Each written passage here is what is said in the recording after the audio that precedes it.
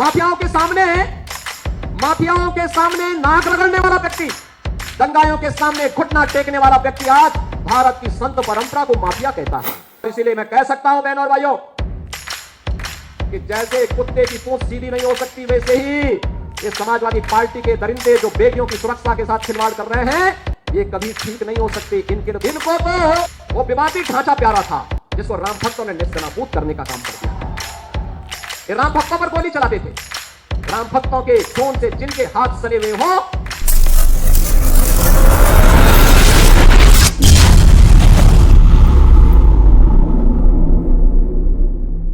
अभी आप देख रहे होंगे भदोही में भी इनका एक विधायक, भदोही का कारनामा भी इनका देखिए, हरदोई में भी एक अधिवक्ता की हत्या समाजवादी पार्टी के ही पूर्व जिलाध्यक्ष के द्वारा की गई। एक बालिका के साथ अलीगढ़ में, मऊ के अंदर भी इनका एक नेता इस प्रकार के दरिंदगी की में शामिल पाया गया और इनका एक विधायक पूर्व बन चुका है, उसके द्वारा भी कानपुर में इसी प्रकार के कृत्य किए जाते थे। ये लोग गरीबों की जमीनों पर कब्जा करते हैं, अराजकता फैलाते हैं, देशद्रोही तत्वों को अपने राजनीतिक स्वार्थ के लिए प्रश्रय देते हैं, अराजकता फैलाते हैं। और इसीलिए मैं कह सकता हूं बहनों और भाइयों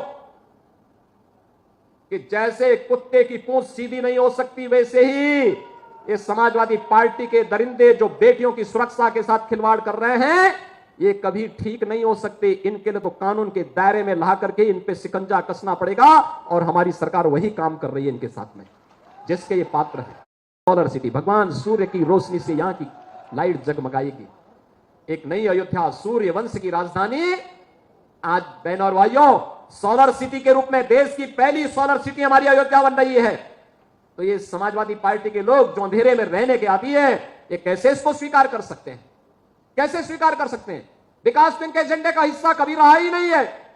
और सुरक्षा के नाम पर ये जितने प्रदेश के संगठित अपराध में लिप्त माफिया थे, चाहे वो गाजीपुर का रहा हो, चाहे वो प्रयागराज का रहा हो, चाहे वो अंबेडकर नगर के रहे हो, चाहे वो रामपुर के रहे हो, ये सब तो इनके चचा जान जैसे थे, चचा जान थे इनके सबके। माफियाओं के सामने नाक रगड़ने वाला व्यक्ति, दंगाइयों के सामने घुटना टेकने वाला व्यक्ति आज भारत की संत परंपरा को माफिया कहता है। ये उनके संस्कार हैं। और इसीलिए मैंने कहा ना, जैसे लगता है औरंगजेब की आत्मा इन लोगों के अंदर घुस गई है और फिर से इनको हिंदू विरोधी आचरण के लिए उनको फिर से प्रोत्साहित कर रही है। आज तो अयोध्या में आप आइए, चाहे वह अयोध्या का राम जन्मभूमि का पथ हो 4 लेन का, चाहे वह भक्ति पथ हो 4 लेन का, चाहे वह जन्मभूमि पथ हो 4 लेन का, चाहे वह एयरपोर्ट का पथ हो 4 लेन का, चाहे वह अयोध्या को जोड़ने वाला कोई भी मार्ग अमेठी रायबरेली का हो, प्रयागराज का हो, लखनऊ का हो, गोरखपुर का हो, ये सभी आज 4 लेन की कनेक्टिविटी से जुड़ चुके हैं। अयोध्या, किसी ने सोचा था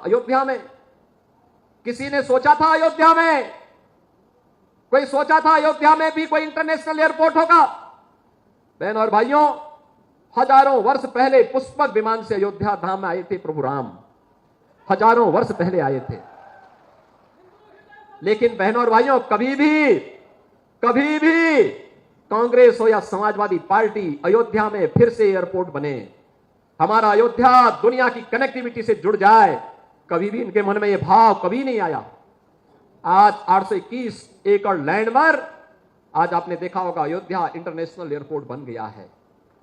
आज अयोध्या में इंटरनेशनल एयरपोर्ट, परेशानी समाजवादी पार्टी को। अयोध्या में विकास क्यों हो रहा है? यह परेशानी उनकी है।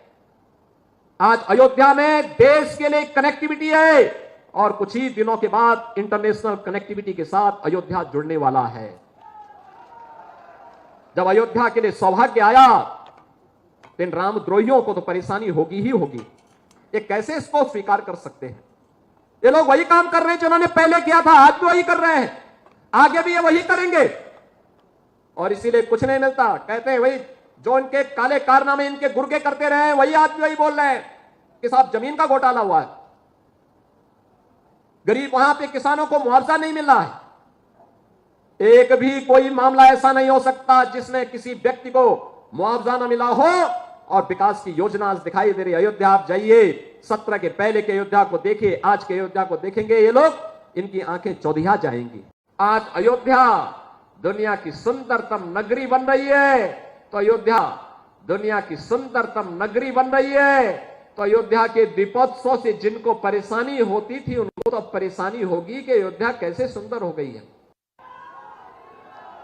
क्योंकि इनको तो वो विवादित ढांचा प्यारा था जिसको राम भक्तों ने नेस्तनाबूद करने का काम कर दिया था। ये राम भक्तों पर गोली चलाते थे। राम भक्तों के खून से जिनके हाथ सने हुए हों, अयोध्या की चर्चा जब वे करते हैं तो बड़ा आश्चर्य होता है, हमें ताज्जुब होता है। लोग हंसते हैं, अयोध्या के बारे में क्या चर्चा करेंगे। और अगर एक एक करके इनके काले कारनामों को निकालना प्रारंभ कर देंगे, जो भदरसा में इन्होंने किया था, कैसे वहां पर इन्होंने जमीनों को कब्जा किया हुआ था। ये 64,000 हेक्टेयर लैंड जो अवैध कब्जों से इनकी मुक्त कराई गई है, जब ये सारा चिट्ठा सामने आएगा ना, ये कहीं